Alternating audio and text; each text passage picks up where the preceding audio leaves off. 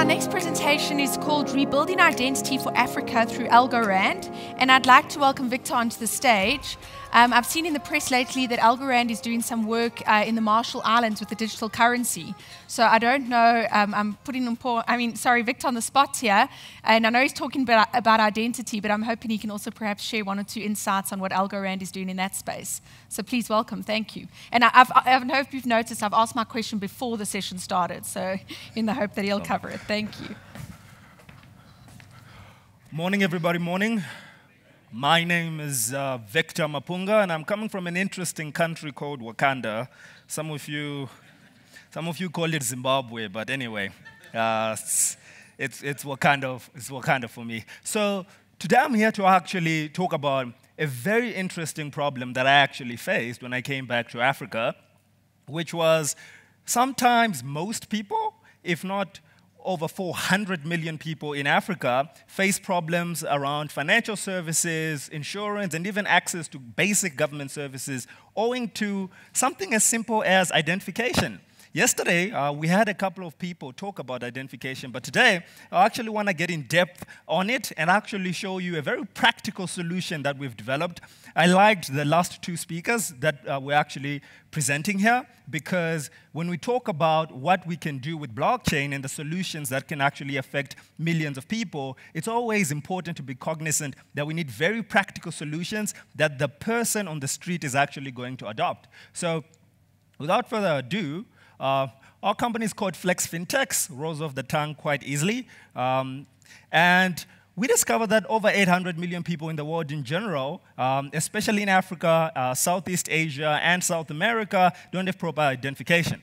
In Africa, this number is actually a whopping 400 million. On a continent of 1.3 billion people, this is actually a very, very big problem. And as you can see, that same number of people result in them being actually unbanked or completely underbanked. In Zimbabwe, for example, you have an insurance penetration rate that is actually less than 10%. In other countries, this number can go drastically down to even 5%, because again, most people lack the most basic essentials on how they can actually get things done. When you go to a bank and you're coming from a rural area or you're coming from a heavily dense urban center that is completely impoverished, and you walk into a banking hall, the first thing they're going to ask you when they give you those pieces of paper is, show us your identification, show us your proof of residence. And most people barely know where they actually come from. My grandparents, in their rural home, they've been there. Their family has been there for over 100 years. But if I ask my grandmother to show me the proof of where she lives, she can't even do that. And that is a very, very big problem, again, that we're facing in Africa. So to look at identity in Africa as a whole, according to the Mo Ibrahim Foundation, which did an extensive study on data collection in Africa, they actually discovered that in some countries, a census hasn't been done in almost 30 years.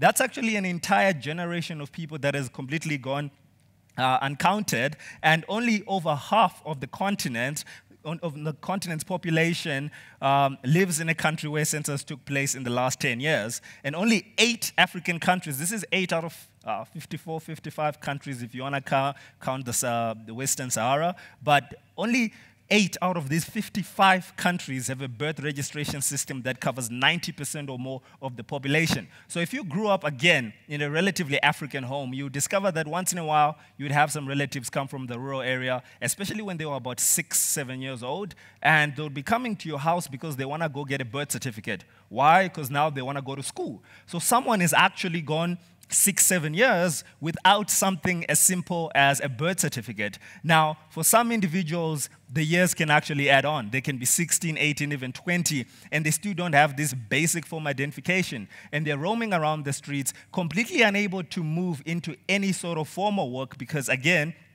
the only identification they have is that is assigned to them by their peer or their family. And in some countries like Chad and Tanzania, you're looking at numbers like 12%, 13.3% respectively. This is actually completely appalling when you look at it from a broader perspective. And only 3 African countries, interestingly, Egypt, Mauritius, and the Seychelles, have a death registration system that covers 90% or more of the population. Again, you might be wondering why it's important to actually count the number of deaths and record them, but when you have countries like Niger, where the coverage is only 3.5%, this is a massive, massive problem. Identity fraud is extremely prone when you are unable to actually account for the individuals that in your society have also passed on. So some of the reasons why we have this is institutional. Again, you have limited coverage by governments. You do have slow processing times for KYC from banks because, again, as one speaker alluded to yesterday, banks have to face a lot of regulation. And because of this, they're going to put stringent KYC requirements when you walk in and you're trying to register an account. Now, they're trying to solve the problem of anti-money laundering and all these other, anti-terrorist issues, but the person it ends up affecting negatively is that person who just wants to register an account so that they can receive remittances from their son or from their grandchild who's abroad. And that becomes a very big problem because in trying to deal with a few thousand naughty individuals, if you want to call it that, millions of people then face a massive hurdle to access basic services. And they don't even know why they're being asked to submit all these details, all these certifications, when they want something as basic as an account, which we've seen has resulted in a proliferation and a preference to have mobile money systems that don't require people to really go through the normal hassles of KYC that they normally would. So on an institutional level, you do have a lack of shared protocols. Again, this represents a massive problem because there's no information being submitted from the healthcare institutions to the financial institutions to government. Such protocols currently don't exist. But with the blockchain, you do face that, you do realize that it's possible. So on the citizen side, interestingly, in my country, over 86% of the people that are actually unbanked, they come from rural areas. So when I was actually trying to register my account and I was going through problems, I decided to talk to one gentleman who was sitting next to me. And I asked him how long he had been trying to register a bank account. And he said, I've been coming here for over a month. So he just lives 200 kilometers away from the city that I was in. I live in Mutare in Zimbabwe.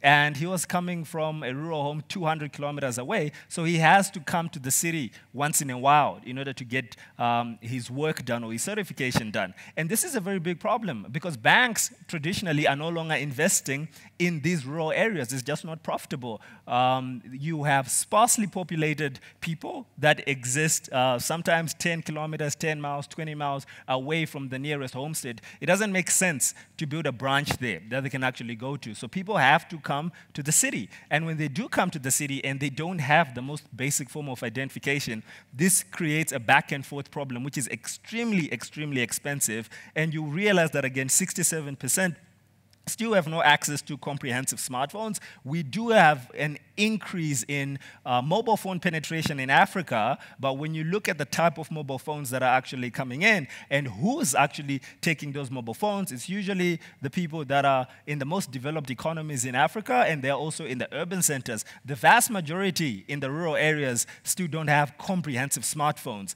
They do have feature phones, and they do have some of the low-end phones that are coming in from China, but they don't have the comprehensive ones that would run very complicated applications on them. And again, a similar number of these people still does not have access to comprehensive internet. So upon realizing this problem, we started to investigate the solution which we could put forward. And we realized that the blockchain represented a never-seen-before ability to tackle this problem. So we didn't start off by thinking of what can we do with blockchain. We started off with the problem. And we realized that the current technology that existed and had been in existence before could not cater for this situation. The lack of a shared protocol was a big problem. When looking at identity, one of the problems you're trying to tackle is data integrity and looking at the data privacy of those individuals. So you could not have an SSI-based system with the current technology that was there. And it became only natural for us to look into how we could use the blockchain technology. I don't think I need to define this. Almost everybody in the room knows what a blockchain actually is. So we created a platform called FlexID, short for Flexible Identification. And a FlexID is an SSI that an individual can actually manage through a WhatsApp chatbot or through USSD without the need for them to even download a mobile app. So one of the most interesting things within our crypto community and blockchain community is often people that come up with solutions and they come up with these very interesting projects are completely divorced from the reality of the people whose problem they're trying to solve for. The vast majority of these people consider data a massive currency. I know a lot of people talk about the price of data, but if you go across Africa, data is actually a currency. And when you look at how people then interact with their smartphones, you realize that applications like WhatsApp are literally what most people will buy a smartphone to do.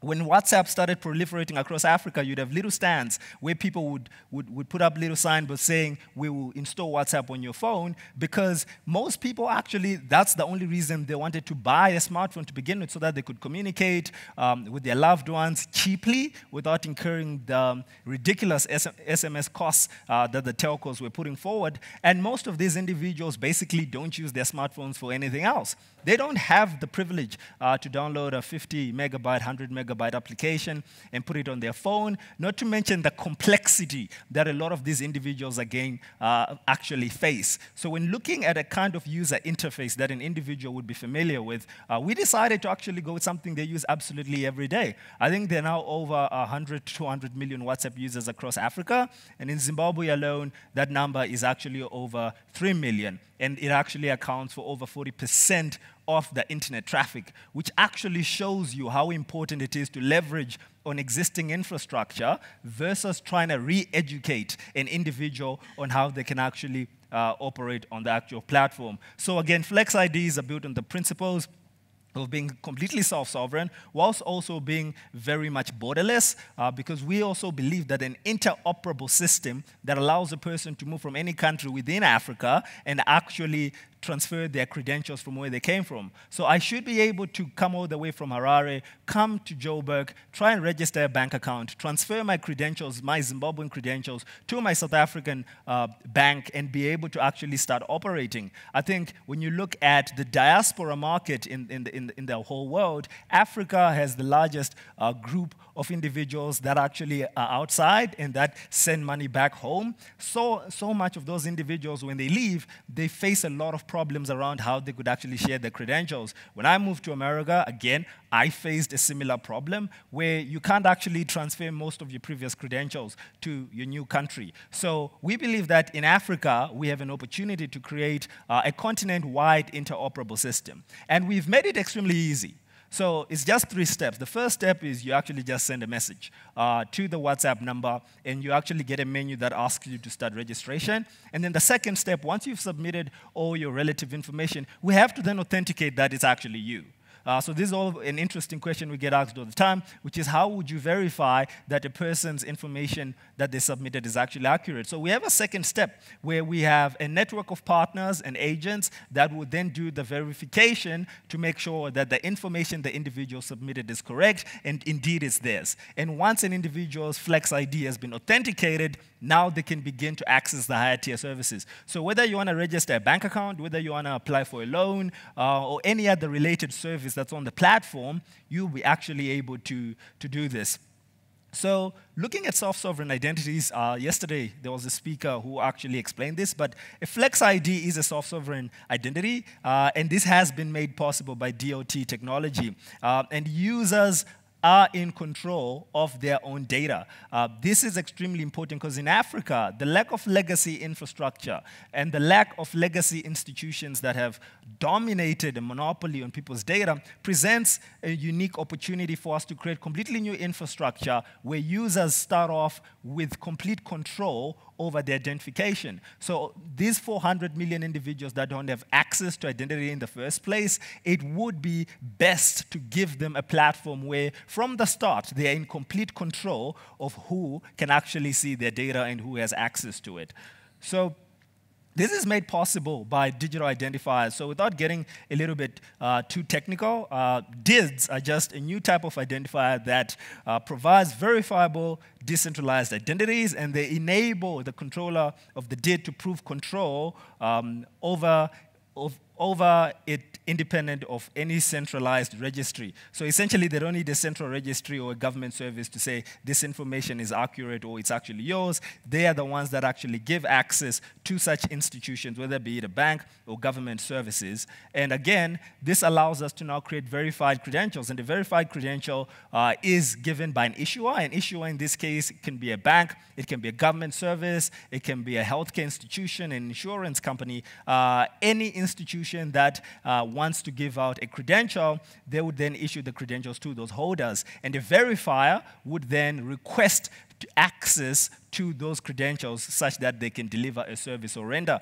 a service to an individual. So this form is a self-policing platform, because when you look at a bad actor that might want to use it, so an interesting thing is anybody can register for a Flex ID and enter all sorts of information they might want to enter. But if a bank wants to request certain credentials from you that have to be authenticated and that have to be accurate, then it makes the service completely redundant. So if you enter nonsense into the system, then nonsense is not going to be verified. It basically means you'd be wasting your time. So this actually allows us to completely eliminate bad actors by a form of social engineering based on these verifiable credentials. So if you don't have verified issued credentials, then the platform just doesn't work for you. So if a bank wants to view certain information that is coming either from government, you do need to have that verified credential issued by the government service. So this actually allows a wide variety of applications, whether it's education, whether it's voting, whether it's applying veteran stamps, whatever you can really think of, whatever credentials you think you can actually put to a digital identity, this becomes extremely possible. So again, we have a platform that allows us to put claims to those verified credentials. And the claim is just a statement about a specific subject. And when a holder makes a claim that they own a specific credential, then a verifier requests access to that credential. And again, the issuer would then issue out that claim. So for example, an individual could claim that they went to this university, and then a prospective employer just wants to see that verified credential that, yep, they did go to this university and these are their academic credentials. And then they'll be able to actually view that almost instantaneously upon being given access by the individual. So the advantages of this, we realize that immediately you have faster onboarding of customers for whatever service that is being rendered, whether it's government, whether it's in the private sector, because with the Flex ID, a user can register for a bank account within minutes without having to fill in laborious paperwork, which is extremely problematic. You have instant KYC because, again, the verified credentials you're getting are coming from a trusted and authenticated issuer. So this network of partners that we have, these are verified institutions, these are banks, these are government departments, these are not just regular companies that are claiming that they can issue out credentials. All of them are quite trusted parties, so you know for a fact that if a person has a verified credential from this institution, then that information is correct. So that saves a lot of problems around that. We do have interoperability, so again, we've built this platform to allow us to be completely interoperable, and you don't have to rely on any central registry. You don't have to rely on any third party in order for you to give access to your data,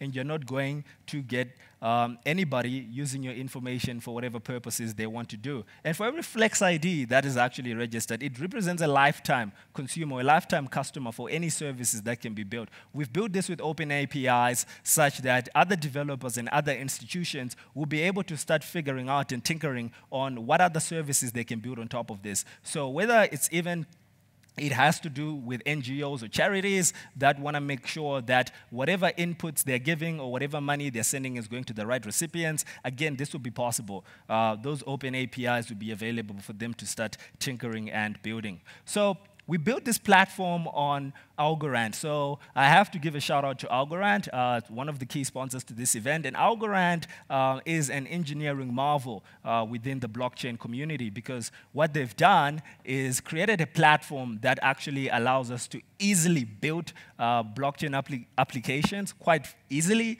quite fast. The SDKs and APIs are openly available, and you have block finality really within a couple of seconds, which is one of the fastest in the world. And Algorand was co-founded by the professor, Dr. Silvio Micali, MIT professor, and he has an extensive background in cryptography, and he has received numerous accolades for this. So there's a very robust team that is behind the actual platform versus some of the other projects that we saw getting out there. So Algorand solves the blockchain trilemma, which is security, scalability, and obviously decentralization. And they have a pure proof-of-stake platform that allows them to actually do this. And we've experimented with a couple of other chains in the past, and to be honest, this turned out to be the absolute best platform that we could actually use. So again, they have extremely easy APIs and SDKs to build on, and the Algorand chain is extremely fast.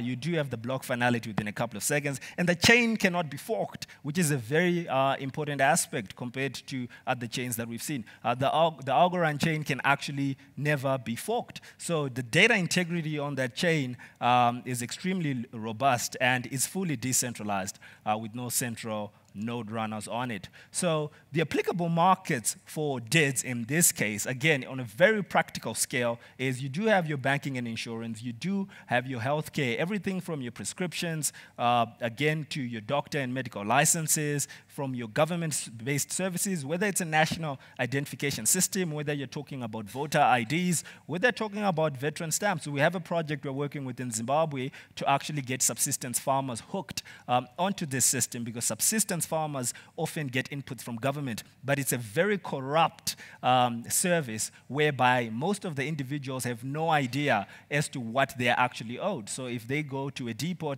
and they're told, hey, you only qualify to get 2 bags of fertilizer, they will believe that.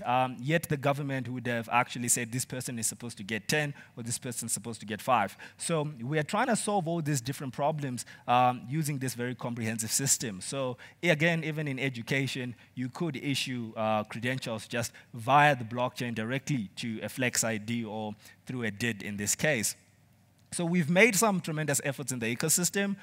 We are working with W3C to actually work on this. Our team has been working on this platform for the past 2 years. And again, we're quite proud of the partnerships that we've set in this case. We are the first African startup, African registered startup, to join the Decentralized Identity Foundation, which is a massive achievement, because when we're talking about developing homegrown solutions, often everybody wants to refer to platforms that are coming from outside the African continent, but this was literally grown from scratch, from nothing, from zero, on the African continent with the full scope of solving a problem most of our people face on a daily basis. So by joining the Decentralized Identity Foundation with other companies like IBM, Microsoft, etc., we actually hope to get Flex IDs out to the world. So the purpose of DIF is to have interoperable digital identities that can actually be extended to other countries. So our vision is not to just